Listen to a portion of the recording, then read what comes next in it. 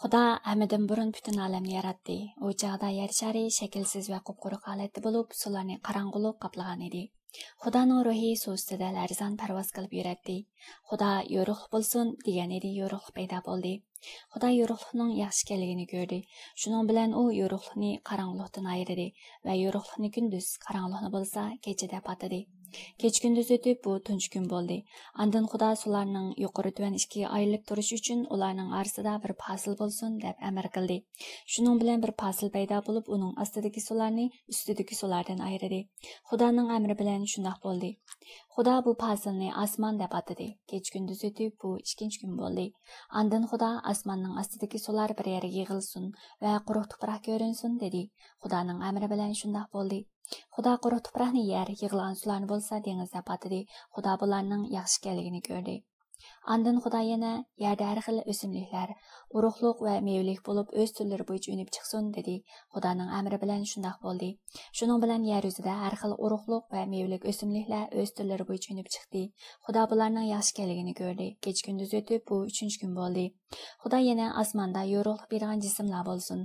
Ularga kech bilan kunduzni farqlantirib, kun, fasl va yillarni ayirib turishda belgi bo'lsin. Bu jismlar nur chechib, yer yuzini yo'ritib tursin deb amr qildi. Xudoning amri bilan shunday bo'ldi. Xudo yo'ruqlik bergan ikki cho'ng jismni yaratdi. Quyoshni kunduzni boshqargan, oyni kechini boshqargan qildi. Hamda Xudo yana yulduzlarni yaratdi.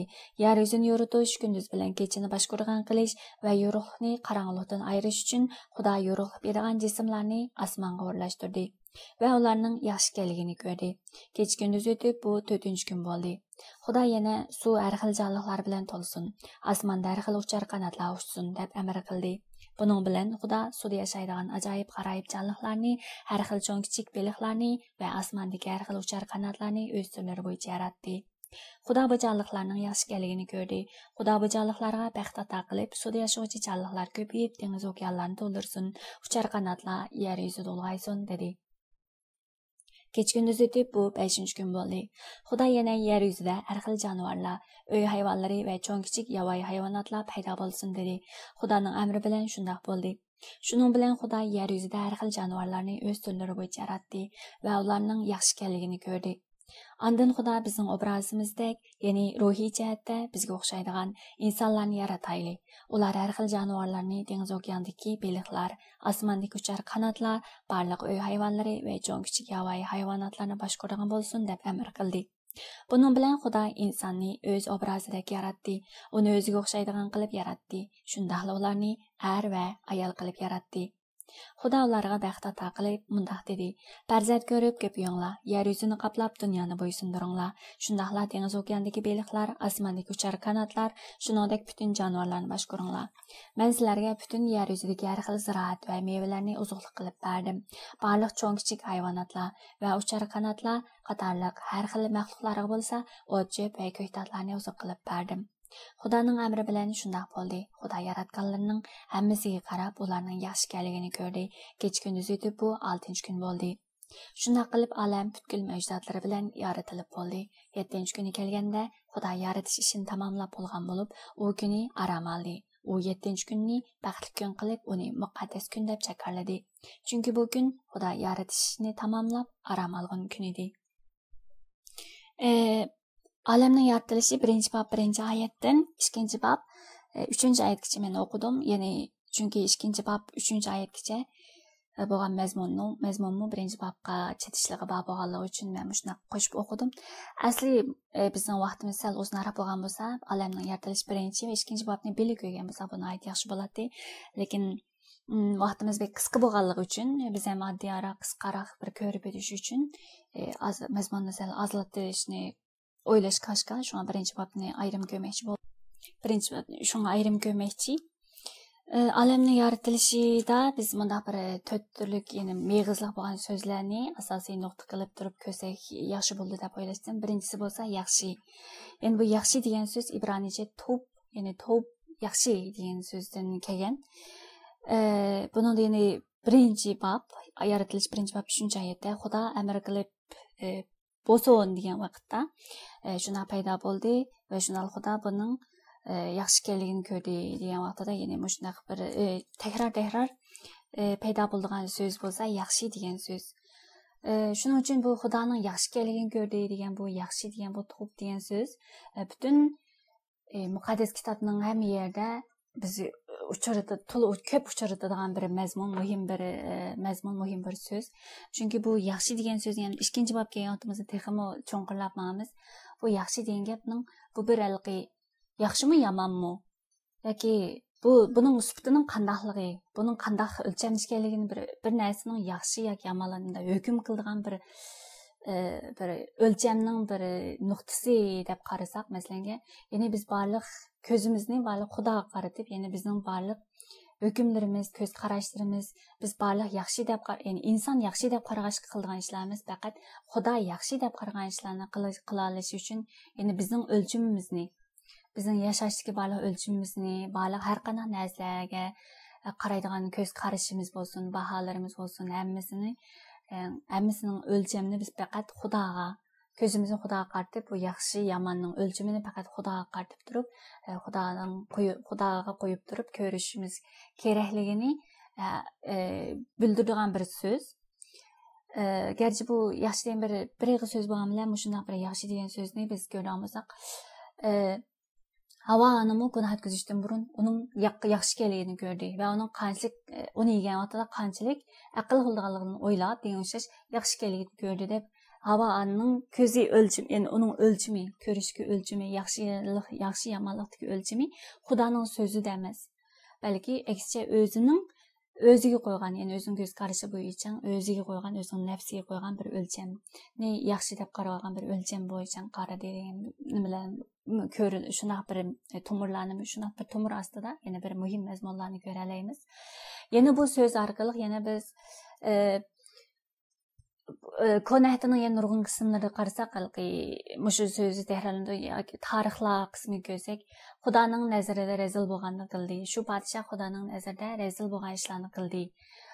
Bir podshoh bo'lsa, Xudoning nazarida yaxshi bo'lganini qildi degan o'xshash, shunday bir yaxshi bir yomonning o'lchimini, ya'ni Xudoning so'ziga, Xudoning amr farmonlariga, Xudoning bergan qonunlariga, Xudoning shu so'ziga, Xudoning o'ziga qo'yib turib o'lchamni Xudoga qo'yib turib shunday bir baho bergan bir so'zlarni uchirtimiz. Bu yaxshi degan so'z shunga turmushimizda har vaqt bizni o'ylantiradigan bir so'z. Biz har vaqt bizning ko'zimiz bilan ko'rgan vaqtimizda yaxshi deb qilgan bilan, balkim bu Xudoning irodasi ichida yaxshi bo'lishi notayin. Ya'ni Xudo bizning hayotimizni o'rlashtirgan irodasining ichidagi ishlar bilan bizning nazarimizga qaragan ishlarning farqi bor. Bu ya'ni muqaddas kitobda Yeshaya payg'ambardan deydi, Xudoning so'zlari, irodasi, planlari sizlarning niyatlaringlarni o'tib ketadi degan o'xshash, alqib ketadi degandek. Shunga o'xshash biz turmushimizda o'zimiz qaragandan aytib bir jafoliq ishlar, arg'in ishlar, shuna bir qiyinchiliklar duch kelgan vaqtlarimiz har vaqt o'ylaymiz. Bu nima uchun mana ishlar bo'lganda, nima uchun har vaqt mana xalqi qiyinchiliklar bizga yuz bergandi deb turib biz, chunki bu normal insonlarning nazaridagi yaxshi bilan, baxtlik bilan Xudoning o'lchimidagi bu narsalarning farqi borligini bizga es qildirdi. Yani anqirat ko'zadi-da. Shuning uchun insonlar bo'lsa har vaqt yaxshi, xushal-xo'ram, endi bu yaxshi yeni chiqdi. Xushal-xo'ram o'ssa, baxtli o'ssa buni yaxshi deb qaraydi normal insonlar bo'lsa. Lekin bizning e'tiqodchilik hayotimizda normal insonlar qaragandagidek xushal-xo'ram, bir narsalarimiz to'liq, hech qanday narsamiz kam emas. Mana ishlar bo'lsa, buni yaxshi deb qaramaymiz. Yani biz bo'lsa Xudoning so'zi bilan, Xudoning haqiqati bilan, Xudoning bizga bergan bizning ustimizga, hayotimiz ustidagi irodalari bilan biz o'zimizning hayotimizga nimaning yaxshi, nimaning yomonligini, nimaning bizga nisbatan eng yaxshi ekanligini bizga o'ylantiradigan bir masala. Buni yana Rimliklarga qaraydigan bo'lsak, Rimliklar 8-bobda 8-bob 28-oyat. Xudayma kechiringlar, men buni tasoddifiy yodimga qoldi. Shuni qaraydigan bo'lsak, bizning turmushimiz, etkashlarning turmushida yuz bergan har qanday ishlar bo'lsin, Xudo ular uchun, ya'ni ularning manfaati uchun yaxshi holatda, ya'ni ularning manfaati uchun yaxshi holatda o'rlashtirib berdi degan so'z, degan oyatmi bor. Shuning uchun bu yaxshi degan so'zdan biz to'xtaladigan bo'lsak, butun muqaddas kitobning boshidan tortib oxirigacha hammasida bir qatimdan chiqadigan bir so'z, nihoyat bir keng doirali bir so'z.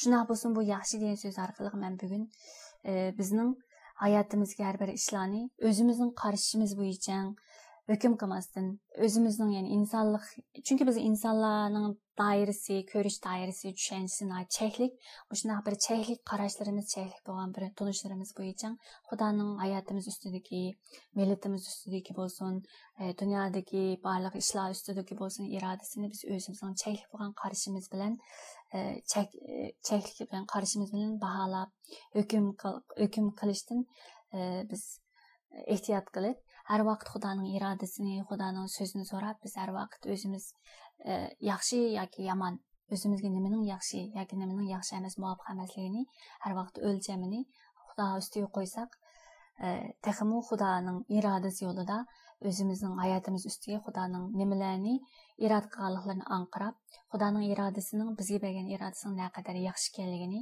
biz anqira olamiz, his qila olamiz deb o'ylayman. Shuning uchun yaxshi degan bu so'zni bir qatam ta'kidlab o'tishni muvofiq ko'rdim. Anandaki ikkinchisi bo'lsa, vaqt bilan mangulik. Ya'ni Xudo, mangulik bo'lgan Xudo, mangulik bo'lgan birindan, ya'ni vaqtning boshlanishi hisoblanadi. Xudo hammadan burun butun olamni yaratdi degan birinchi bob, birinchi oyatdan biz vaqtning boshlanishini ko'ra olamiz. Ya'ni vaqt bir kun 24 soat, ya'ni bir hafta, 7 kun degan o'xshash, shunday bir vaqtning paydo bo'lganligini ko'ra olamiz.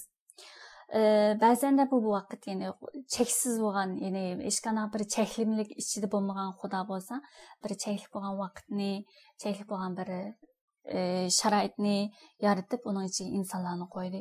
Bu men ba'zan o'ylayman, bu vaqt insonlar uchun ba'zan bir baxt, ya'ni Xudo taqlan bir baxtning bir turi deb qaraymiz. Baxtning bir ifodalanishi deb tushungan vaqtlarım bor. Chunki inson uchun, ya'ni chekli bir inson uchun bir vaqt, ya'ni bir kun 24 soat bir kun shunday o'tib vaqt chekli bo'lgan vaqt bo'lmasa, biz shunday yer yuzidagi kunlarimizni, yer yuzidagi shunday gunohkor kunlarimizning vaqt ichida cheklanib, biz balki qutqizilgandan keyingi mangulik hayotimizda, ya'ni mangulik bilan Xudoning huzurida turgan shu mangulik kunimizning uzun bo'lishi, shunday yer yuzidagi musofirlik hayotimizda o'zimizning har xil kechirmishlarning cheklik bo'lishi, har bir ishlarimizning, har bir kunlarning vaqtining bog'lig'i, ya'ni bir chekning chegarasining bog'lig'ini biz o'ylagan vaqtimizda, bu bizga nisbatan bir ilhom bo'lgan bir vaqt so'z hisoblanadi. Ya'ni Xudoning vaqti soati har bir ishga, har bir masalalarga, har bir ish voqealarga bo'lgan Xudoning bir vaqti, iroda qilgan bir vaqt soatining bog'lig'ini shu so'zlardan ko'ra olamiz. Shuning uchun hayotimizda böyle qanday ishlar duchor bo'lgan bo'laylik, qanday ishlar bo'lgan bo'lsin, qiyinchiliklar bo'lsin, chunki biz hozir hammamiz shunday bir kunlarda deb o'ylayman.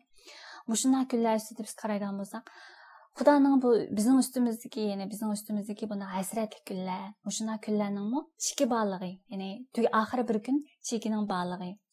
Oxiri bir kun Xudoning bizni shunday bir hasratli azob oqibatli kunlardan bizni azod qilganligi, bizni qutqizganligi va bunday kunlarga xotim bergan kunlarimizning kelganligini musha orqali bizni aytdi. Bizga bir ilhom bo'lgan so'z, vaqt so'zidan kelib chiqdi deb o'ylayman. Ham shunala bir mangulik bo'lgan bir hayot, mangulik bo'lgan hayotning bizga bir bog'lig'ini, shuning uchun biz bu dunyodagi hayotimizning cheklik bo'lishi bo'lsa, bu hayotimizning oxirlashganligi emas, balki Xudoning huzuridagi mangulik bir hayotimizning boshlanishi, haqiqiy hayotimizning boshlanishi ekanligini mana shu birinchi oyatdan ham biz ko'rib o'tamiz deb qarayman. Andan keyin uchinchi nuqta bo'lsa, Xudoning yaratish qonuniyati. Ya'ni bu Xudoning yaratish qonuniyati ustida biz Xudo butkul mavjudotni o'zining irodasi bo'yicha, o'zining qonuniyat holda irodasi bo'yicha qonuniyat holda yaratganligini ko'ra olamiz. Bu birinchi bobda misol qilsak, yorug'lik, qorong'ulik deganlarni ayirib, o'sha tartiblarni ko'rgan vaqtimizda o'sha bir qonuniyatni his qila olamiz. Har bir mavjudotda ham har bir mavjudotni o'zining o'rniga, o'zining roli bilan, vazifasi bilan qo'yganligini, hammasining Xudoning oldida, ya'ni Xudo uchun xizmat qiladigan bir qonuniyatini ko'ra olamiz. Shunday bir qonuniyatni, Xudoning yaratish qonuniyati orqali ham dunyoda, hozir men dunyoda Xudoning bir qonuniyatlik holatda mavjud turadigan bir qonuniyatning mavjud bo'layotganligini biz har vaqt bilamiz. Albatta bu qonuniyatga biz e'tiqodchilarmi o'zimizning e'tiqodchilik hayotimizni tatbiqlashimizga to'g'ri keladi. Ya'ni hozir dunyoga qaraydigan bo'lsak, razillik bo'lsin, razillikning mavjud bo'lishi bo'lsin, shunday bir biz o'zimizning hozir taqdirimiz ustida ko'rgan bo'lsak, shunday bir nimani his qilamiz. Shunday vaqtlarda biz doimiy sabr taqat bir e'tiqod yo'lida bir sabrimiz bilan taqatimiz bilan Xudoga topshirganligimiz uchun Xudoning shunday bir xizmat qilishini, shunday bir qudrati bilan, mehri shafqati bilan ayt bir qudrat qiladi. Burungi Isroillar ko'rsatgan shunday mo'jizalari bilan bizning hayotimizga, millatimiz ustiga kelib shunday bir ishlarni qilishini shunday bir xohlaymiz. Shunday bir intizorlik bilan umid qilgan vaqtlarimiz ko'p holatda bo'ldi deyman.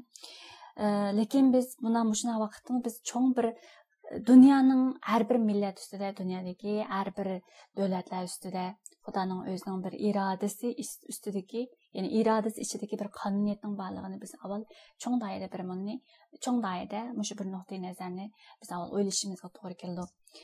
Har bir davlatning hatta fasillariga qadar, ya'ni bundan qarasa biz birinchi oyatni ko'ralaymiz. Sularning yuqori tuanga ayri bir fasil paydo qildi degan o'xshash, dengiz bilan osmonni ayirgan o'xshash, sularni ayirib fasil paydo qilgan o'xshash.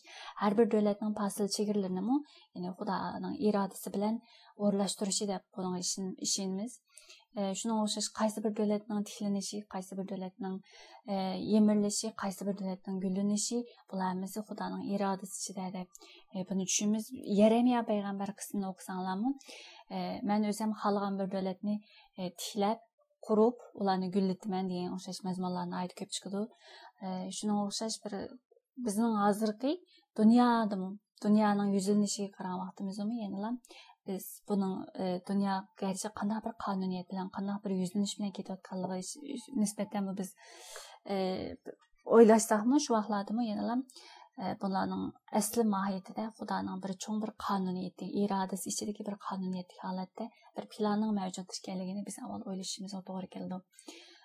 Shuning uchun buni bir o'zimizning hayotimizni tatbiqlab, texmo nazar doiramizni, tushunchalarimizni kengaytib, ya'ni bu kengaytish deylik o'zimizning tushunchamiz, o'zimizning nazar doiramiz, dunyo qarashimiz ustida o'ylash emas, balki Xudoning shu irodasi, ya'ni Xudoning qarashi, Xudoning irodasi, plani, shular ustiga o'zimizning nazar doiramiz shu Xudoning so'zi ustiga, irodasi ustiga qo'ygan vaqtimizda biz shunday cheklik hayotni, cheklik dunyoni emas, dunyo orqali ishlarni tahlil qilgan ish emas, balki Xudoning irodasi orqali biz dunyodagi ishlarning qanday ketayotganligini Xudoning irodasi orqali baho bera oladigan bo'lamiz. Ham shunday Xudoning so'zi orqali o'zimizning hayotimizga, dunyoga qaraydigan bo'lamiz. Shunga bu bir muhim bir uqum deb qarayman. Yig'inchoqlasak qisqasi, biz har vaqt mangulik bo'lgan Xudoning irodasi bilan, Xudoning so'zi bilan, Xudo qilayotgan ishlari orqali bizning hayotimizga va dunyodagi ishlarga Xudoning nuqtai nazari, Xudoning so'zlari bilan baho berishning muhimligini, shu mazmunni biz bu vaqtda mangulik degan tema orqali biz ko'rib o'talaymiz. Andan keyin 4-chi tema bo'lsa Xudoning obrazi degan tema, ya'ni Xudo insonni qanday yaratdi, nima uchun yaratdi degan o'xshash nurg'un savollar paydo bo'lgan bir muhim bo'lgan bir mazmunti, temati. Lekin mencha buni bugun vaqtimiz chunki to'shib qoldi. Ham bu oxidagi 2 va 3 boblarda Xudoning obrazi bo'yicha yaratdi degan bu so'z davomli uchraydi. Shu vaqtda texmo kengroq holatda shu vaqtda qaytadan to'xtalsak yaxshi bo'ldi ekan deb o'yladim. Yig'inchoqlasak, ya'ni birinchi bobni yig'inchoqlasak, biz bir abay emasdagi o'tgan material bor, shu materialdagi jadvalga qarasak, Xudo buni qarasak, oldingi 3 kunda Xudo muhit va bo'shliqni yaratdi asosan. Keyingi 3 kunda bo'lsa, shu yaratgan muhit va bo'shliqni to'ldiradigan jismlarni va jonliqlarni, jonivorlarni, insonni yaratganligini biz ko'ra olamiz. Ya'ni bu orqali yana biz nimani anqara olamiz degan vaqtimizda Xudo aslida Xudoning yaratish bir tartibining ichida Xudoning bir mukammal bo'lgan bir irodasi borligini ko'ra olamiz. Ya'ni Xudo insonni yaratib, uni nafas kirgizib, uni yaratib bulup anandı koy sen edanasiga muhtaçkensen daha sana uzunluk yaratıp berey. Sen günlük nefes alışınlar üçün hava lazım. Senin günlüğün yorutup bir günü keç gündüzün ayrışın üçün gün bilen koyaş bilen yani ay lazım deb aqidin yaratmadı. Belki en avval insanga bir muhitni, bir şaraitni, mükemmel bo'lgan, en güzel bo'lgan muhit şaraitni yaratib bulup en ahırsıda insanı yarattı deyin. Muşnaq bir qanun, yani muşnaq bir yaratish tartibi, yani Xudoning muşnaq bir plan orqali biz shuni anqira olamizki, yani bu menga har doim bir ilhom bo'lgan bir so'z desam bo'ladi, chunki Xudo bir insonni yaratishdan burun, yani bir insonni dunyoga keltirishdan burun, dunyoga avatishdan burun bu insonning butkul umrida, butkul hayotida qanday ishlar, nimalarga muhtoj bo'ldi, qanday ishlar yuz berdi, qanday yo'llarda ma'du degan o'sha har bir narsani Xudo oldi bilan o'rinlashtirib, yani oldi bilan o'zining irodasiga o'rinlashtirib, andan keyin Xudo yer yuziga evatdi degan bir nuqtai nazarni biz ko'ra olamiz. Shuning uchun biz doim keyinligimizni biz bilmaymiz, keyin nima ishlar bo'lganligini, qanday ishlar bo'lganligini biz bilmaymiz. Balki g'amman ish qilgan kunlarimiz ko'proq bo'ladi. Shunday vaqtlarda biz doim esimizga oladigan nima desa, biz doim bizga muhtoj bo'lgan, bizning barliq ishlarimizni, bizning keyinligimizni, hatto barliq mukammal bo'lgan, kelgusimizga bo'lgan ishlarni mukammal bilguchi bo'lgan Xudoning har vaqt bizga muhtojligimiz bo'yicha, har vaqt o'zimizning nimalarga muhtoj bo'lganligimizni bilib turib, bizga shularni ta'minlaguvchi, shularni eng oldi bilan biz dunyoga kelishdan burun shu ishlarni bizga o'rlashtirib bo'lganligini biz mushlarni esimizda tutib turib, kunda har vaqt Xudo bo'lgan ishonchimizni tavratmay, kundalik keyinligimizdan g'amlandish qilgandan ko'ra, g'amlandish qilmay, shu barliq g'amlandishlarimizning keyinlik barliq ishlarimizni hammasini Xudoga topshirib turib, Xudoning irodasiga topshirib turib, Xudodan so'rab, Xudoning yetaklashichida sabr taqatimiz bilan Xudoga bo'lgan umidimizni bog'lab turib, shuna yashashimizga turtkilik rol, ya'ni bir ilhom bo'ldi deb o'ylayman. Shuning uchun buning o'xshash, ya'ni Xudoning insonga yaratish uchun, yani bir insonni shu qadar qimmatlik, shu qadar muhim, Xudoning nazarida bir insonning qanchalik qadr qimmatlik, muhim ekanligini biz yana mush orqali bilib olamiz. Xudo insonni yaratishdan burun barliq muhtojliklarni, barliq muhitni yaratib bo'lib, andan keyin insonni shu o'ringa qo'ydi. Shunga o'xshash Xudomi bizni bir o'ringa qo'yishdan burun, bir muhitdan yana bir muhitga qo'yishdan burun Xudo bizning nimaga muhtojligimizni, qanday muhitga, qanday o'ringa, qanday ishlarga, nimalarga eng muhtojligimizni, nimalarning bizga eng yaxshi ekanligini oldi bilan bilib turib, bilgachga, andan keyin bizni shu o'rinni oldi bilan tayyorlab turib, oldimizda shu yo'llarni oldi bilan tayyorlab, yo'l ochib turib, andan keyin bizni shu joyga qo'yib, shu joyga yetaklaydiganligini ham shu yaratish so'zlaridan, yaratish babida, ya'ni birinchi babdan, olamni yaratilish birinchi babdan biz shularni ko'ra olamiz. Bugungi mazmun birinchi qatimliq dars bo'lg'achqa, ya'ni birinchi qatimliq mazmun bo'lg'achqa rasman bek ko'p ishkalandim. Ya'ni qanday tayyorlik qilishni men bek o'ylandim desam bo'ldi. Yoki buni bir nima deymiz?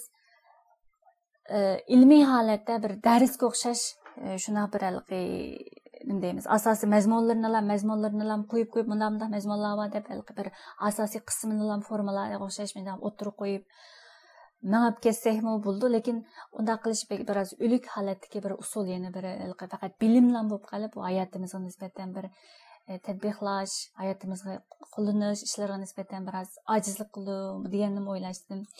Lekin bir ta'limga o'xshash, masalan, olamni yaratilish birinchi bobni bir ta'limga o'xshash ta'lim qilib yozib, faqat shu ta'lim bo'yicha yozsammi bo'lamdimi deb o'ylashmoqdim, lekin bunda qilsakmi yana bu so'zlarni, ya'ni bu ya'ni shu mazmun, ya'ni muqaddas kitobdagi mazmunlarni sistemli holatda, ya'ni asosiy mazmunni, asosiy gavdasini biroz ko'rib minishimiz bu muhim. Shuning uchun men rasman qaysi yo'l, qanday usullar bilan qilishni kerak o'ylandim desam bo'ladi. Shunga birinchi darsdan avval shunday usullar qilib baqdim. Andan keyin bir sizlardan deymiz, özür sorayman deymanmi. Çünki men Uyg'urcha rasmiy desam bu so'zlarni, ya'ni muqaddas kitobning mazmunlarini Uyg'urcha birinchi qatim sizlarga so'zlayapman, birinchi qatim sizlarga buni o'tirib qo'yapman deb qo'ysam, shuning uchun so'z tanlash, andan keyin buni men bir narsaga qarab emas, mesela o'tirib birinchi bab qarab o'tiriblam so'zlagan bo'lg'achqa, andan keyin buni Uyg'urcha Uyg'urcha qilib so'zlagan bo'lg'achqa, duduqlash, andan keyin yengillanishlar, qanday ifodalashlarda biroz xatoliklar ko'rilyapti, o'zim tuyib turibman, lekin buni o'chirib qayta qilay desam yana biroz vaqt, biroz sharoitlarga ehtiyoji bo'ldi ekan. Shuning uchun bugungi birinchi dars vaqtida men ko'pchilikka ozroq sabr qilib, men qachon mushlarni bir tartibga savag'ichalik, andan keyin men qachon bir mushlarga kunib bir o'zimni ifodalash, so'zlash jihatlardan to'g'rilab olishimga biroz vaqt ketadigan o'xshaydi. Shuning uchun sizlarning tushunishinglarni to'g'ri tushunib berishinglarni umid qilaman. Andan keyin bayonqi so'zlarning ichida yana biroz to'g'rilab qo'yadigan ikki mazmun bor. Qat'iy birisi bayam yaxshi degan so'zni ta'kidlab o'tgan vaqtida men Havvaning so'zini misolga keltirgandim.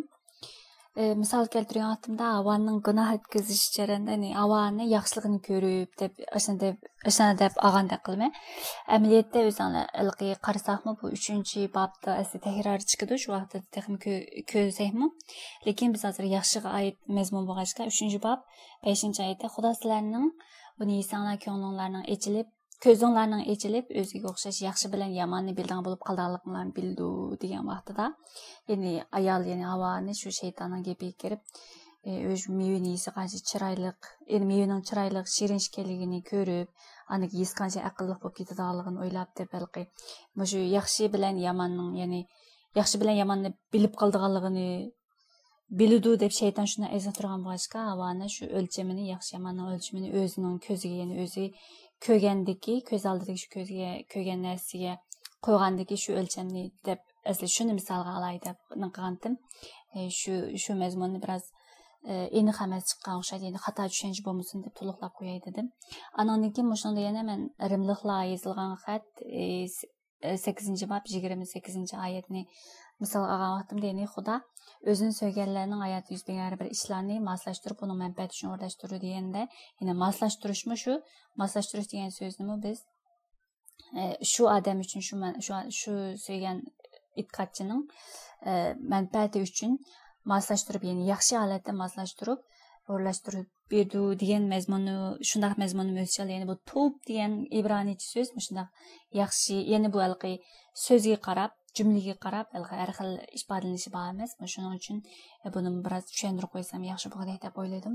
Ya'ni xato tushuncha bo'lmasin deb o'ylashdim. Andan keyin so'zlash jarayonida men birinchi bobni men birinchi oyatni qarasak deb so'zlab o'tganda qilma. Shunimi to'g'ri, ya'ni birinchi bob butun bobni o'zi so'zlamoqchi. Ya'ni birinchi bobda shunday so'zlarni qildi, ya'ni qonuniyatni so'zlagan vaqtimda shuni demoqchi emasli. Ya'ni shu 3 nuqtani men qayta bir tushuntirib qo'yay dedim. Bugungi nimamiz biroz uzrab ketdi, ya'ni yarim soat bo'lib ketdi, kechiringlar. Men bek uzun so'zlab etdim, ya'ni bek chunki moslashtirib ketaman, ya'ni duduqlab andan keyin bu so'zlarni men o'zim boshqa tilda o'rgangan bo'lg'achqa, buni yana biz uyg'urchalashtirib, ya'ni muvofiq so'zlarni qo'yib turib, ya'ni shunday qilishga biroz ifodalashga biroz qiylandim deb rostini aytsam shunday bo'ldi. Shuning uchun hammalarni to'g'ri tushunishinglarni umid qilaman. Hammalarga rahmat. Bugungi dars biroz shunday uzrab ketdi, ham biroz qalaymaqon bo'lib ketdi. Keyingi xatimlarda texmo ixcham qisqa qilib, texmo tushunishli qilishga tirishman. Rahmat sizlarga, hammalarga Xudoning tinch amonligi, shundaqla Xudoning rahmati, marhamati hammalarga yor bo'lsin. Keyin qatim ko'rishaylik. Xudoga omonat.